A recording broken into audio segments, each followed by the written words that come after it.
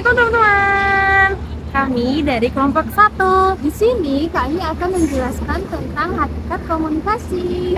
Tunggu kayaknya burem lah. Hai, nama aku Nadia Rahmi, NIM aku 0306202173. Hai, nama saya Laila Tushipa, NIM saya 0306202161. Halo, nama saya Aulia Rizky Rahab, NIM 0306202156. Kira-kira teman-teman online sekalian tahu nggak sih ya apa pengertian komunikasi itu? Kalau belum tahu, mari ikut aku. Jadi, komunikasi adalah suatu proses di mana si pembicara menyampaikan pesan berupa ide, gagasan, pemikiran kepada si pendengar untuk memberikan suatu pengertian atau makna yang berarti. Sebagai contoh, saat ini saya sedang berkomunikasi dengan kalian teman-teman online semuanya melalui media elektronik. Dan pendapat ini juga didukung oleh beberapa hal. Pertama, menurut Kamus Besar Bahasa Indonesia, komunikasi adalah pengiriman pesan atau berita di antara dua orang atau lebih dengan cara yang tepat sehingga pesan yang disampaikan itu dapat dipahami oleh si pendengar. Yang kedua, menurut Ono Ucana Effendi, komunikasi itu berasal dari bahasa Latin yaitu communicatio yang awalnya itu diambil dari kata komunis yang artinya adalah sama. Maksudnya adalah memiliki arti yang sama. Jadi, komunikasi adalah penyampaian suatu pesan oleh seseorang kepada orang lain untuk mengubah sikap, pendapat, perilaku baik secara langsung atau tatap muka maupun tidak secara langsung media online.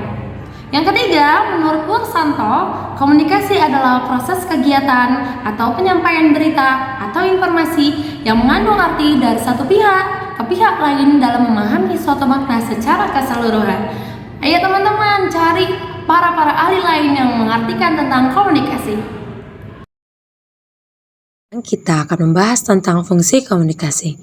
Menurut Deddy Mulyana dalam bukunya Ilmu Komunikasi Suatu Pengantar, mengutip pendapat William Gordon yang membagi fungsi komunikasi menjadi 4, yakni fungsi komunikasi sosial, yang dibagi lagi menjadi 3, yakni untuk membangun konsep diri, di mana konsep diri adalah pandangan kita tentang siapa diri kita yang diperoleh dari informasi yang diberikan orang lain kepada kita.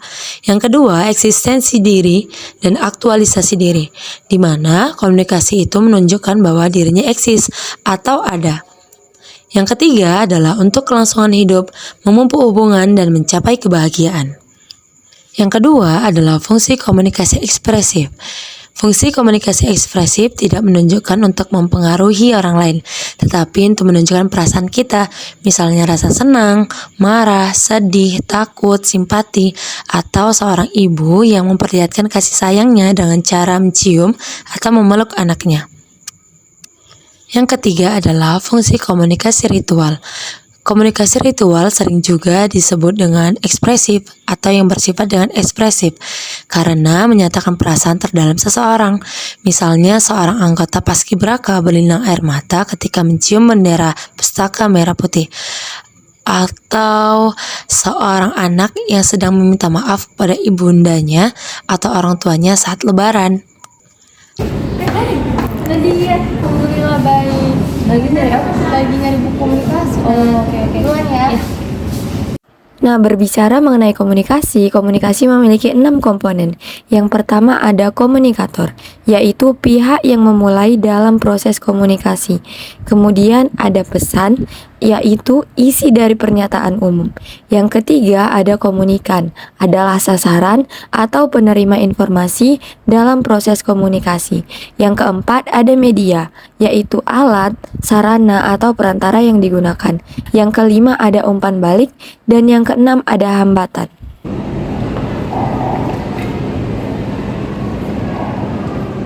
Oke, tadi udah dijelasin oleh teman kita mengenai pengertian komunikasi. Nah, sekarang sebagai mahasiswa kita juga harus tahu apa sih urgensi dari komunikasi itu sendiri. Nah, urgensi dari komunikasi itu adalah salah satu aspek yang merupakan interpersonal yang baik. Kita sebagai manusia yang memiliki sifat sosial, kita harus berinteraksi dengan manusia lain, sehingga komunikasi sangat diperlukan untuk kita sesama manusia. Dalam kehidupan kita harus memiliki komunikasi untuk mengerti satu sama lain. Misalnya hari ini Nadia ingin mengatakan bahwa Sipa, hari ini kamu cantik sekali. Namun karena tidak ada komunikasi yang baik, Sipa berpikir bahwa Nadia sedang marah hari ini kepadanya. Ini adalah contoh komunikasi yang baik. Sipa, hari ini kamu cantik banget. Makasih Nadia, kamu juga cantik banget. Nah teman-teman, ada pendapat dari Profesor Dedi Mulyana yang menyatakan bahwa semakin berkembangnya zaman, peradaban, dan teknologi, maka semakin memiliki tempat pula komunikasi itu dalam kemajuan tersebut. Oleh karena itu, ada beberapa urgensi yang harus kita ketahui. Yang pertama, komunikasi sebagai ilmu yang mengajarkan pengetahuan dan keilmuan. Nah, contohnya di dunia nyata, di dunia yang bisa kita ketahui itu adalah seorang guru. Guru haruslah memiliki keterampilan komunikasi yang baik. Kenapa? Agar semua ilmu pengetahuan itu bisa sampai kepada muridnya. Contohnya nih, jika kamu adalah seorang guru, lalu kamu ingin mengajarkan kepada muridmu bagaimana tentang tumbuhan, perkembangbiakan, dan cara mendapatkan makanan.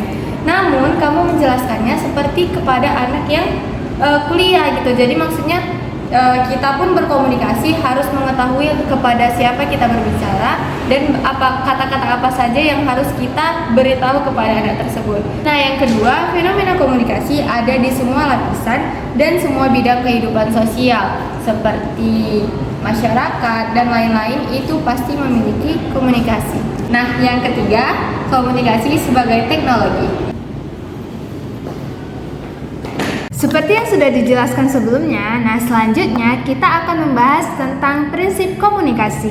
Nah, menurut Dedi Mulyana, prinsip komunikasi ada 12 prinsip. Yang pertama, komunikasi adalah proses simbolik. Simbolik di sini adalah segala hal yang berhubungan dengan pembentukan makna, simbol, benda mati, dan lain sebagainya dalam komunikasi itu sendiri, baik secara langsung maupun tidak langsung. Nah, yang kedua, setiap perilaku yang kita lakukan memiliki potensi komunikasi. Nah, yang ketiga, komunikasi berlangsung dalam berbagai tingkatan kesengajaan. Keempat, komunikasi terjadi dalam konteks ruang dan waktu. Yang kelima, komunikasi memiliki dimensi isi dan dimensi hubungan. Kemudian yang keenam, komunikasi melibatkan prediksi dari peserta komunikasi. Yang ketujuh, komunikasi bersifat sistemik. Kemudian yang kedelapan, semakin mirip latar belakang sosial budaya, maka semakin efektiflah komunikasi. Kemudian yang kesembilan, komunikasi bersifat non-sekuensial. Nah, yang kesembilan, komunikasi bersifat irreversible. Yang ke-10, komunikasi bersifat persual, dinamis, dan transaksional. Nah, yang terakhir, yang ke-12, komunikasi bukan panacea untuk menyelesaikan berbagai masalah. Teman-teman, di sini terdapat dua model komunikasi. Nah, yang pertama, model komunikasi linear. Yang dinamakan dengan model komunikasi linear adalah komunikasi satu arah. Nah, satu arah di sini maksudnya pembicara sebagai komunikator, kemudian pendengar sebagai penyimak. Adapun model yang kedua adalah model interaktif, yaitu komunikasi dua arah. Yang dinamakan dengan komunikasi dua arah adalah informan sebagai orang yang dapat berbicara, kemudian pendengar sebagai orang yang dapat menanggapi pesan daripada informan.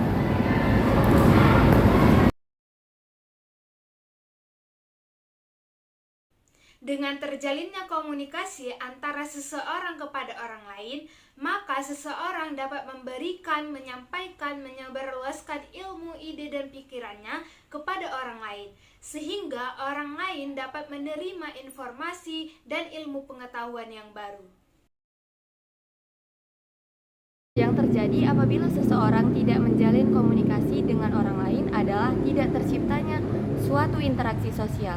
Kita sebagai manusia setiap waktunya membutuhkan interaksi sosial. Dengan interaksi sosial tersebutlah kita bisa mengerti satu sama lain, sehingga komunikasi sangat penting bagi kehidupan keharmonisan bermasyarakat. Prancis, René Descartes mengatakan bahwasanya cogito ergo sum.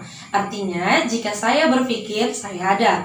Jika saya berbicara, maka saya ada. Jadi, jika seseorang tidak melaksanakan komunikasi dengan orang lain, maka ia dianggap seolah-olah dia tidak ada. Dianggap tidak ada, maka hal itulah yang akan mempengaruhi kesehatan mentalnya. Misalnya dia cemas, stres, kesepian, dan lainnya. Maka dari itu manusia harus berkomunikasi dengan orang lain karena manusia adalah makhluk sosial. Oke, itu saja jawaban dari saya. Terima kasih. Sampai jumpa. Salam solusi. Sampai ketemu.